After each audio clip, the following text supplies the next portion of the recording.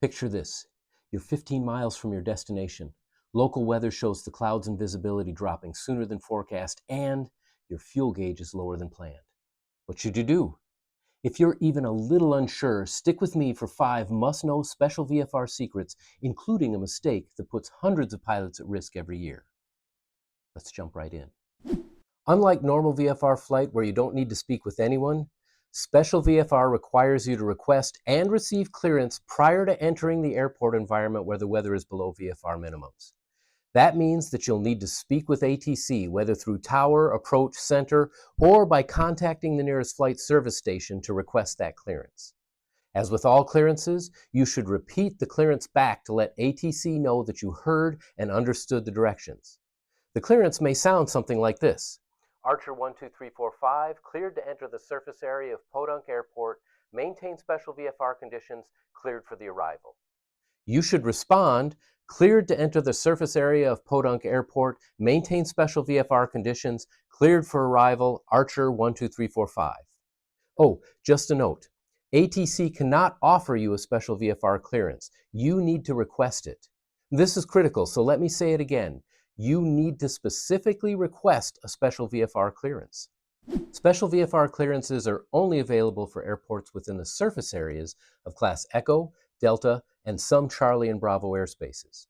In other words, you will not be able to receive a special VFR clearance for an airport within Class Echo airspace unless that airspace goes all the way to the surface. The same with satellite airports that may fall under the umbrellas of Class Charlie or Class Bravo. Any private or commercial pilot can request special VFR clearance between sunrise and sunset as long as the cloud and visibility requirements are met. However, at night, the pilot needs to hold an instrument rating and the plane needs to be equipped for IFR flight. Student pilots may not request special VFR clearances. 14 CFR 61.89 Alpha 6 states that a student pilot may not act as pilot in command with a flight or surface visibility of less than 3 statute miles during daylight. Further, most instructors will provide solo limitations well above special VFR minimums. Additionally, 14 CFR 61.315 Charlie 12 points out that sport pilots may not request a special VFR clearance either. So far, we've learned that special VFR is a clearance and that the clearance needs to be requested. We've also learned where we can request it and who can request it. 2 more facts to go. There are airports where special VFR clearances are not allowed, even if you and the weather meet the requirements. These are listed in 14 CFR Section 3 of Appendix D to Part 91. Additionally, they're shown on VFR sectionals and terminal area charts with the note, no SVFR. Now, let's look at the last fact we'll cover and the mistake that puts hundreds of pilots at risk every year. There are still weather requirements for special VFR. In order to receive a special VFR clearance, you need to be able to remain clear of clouds and there needs to be at least 1 mile of visibility. The second requirement can be confusing, so let's step through it. If the airfield reports weather, either automated or through ATIS, the reported ground visibility must be 1 statute mile or greater. If the airport isn't capable of reporting ground visibility, ATC will ask if there's at least 1 mile of flight visibility. The FAA makes 2 special notes about flight visibility.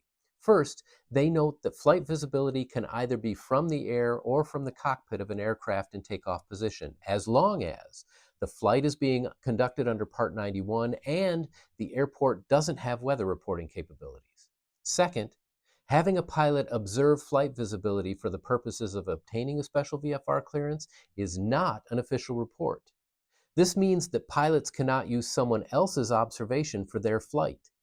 Anyone else that needs to get into or out of that airport will need to make their own visibility determination. Now, let's take a step back for a moment. You'll notice that 1 mile visibility and remaining clear of clouds are the same visibility and cloud clearance requirements for VFR in Class Gulf airspace during the day. This is no accident. This is the lowest visibility and cloud clearances where VFR is allowed. A special VFR clearance is a way to allow a pilot to fly into reduced visibility in lower clouds in controlled airspace. However, and this is critical, it does not allow a pilot to fly into instrument conditions. VFR into IFR flight is one of the top 10 reasons for general aviation fatalities, so you must be very careful not to enter IFR conditions. Doing so could be deadly. So now you know and understand 5 key facts about special VFR. But before you go, let me throw in one more thought.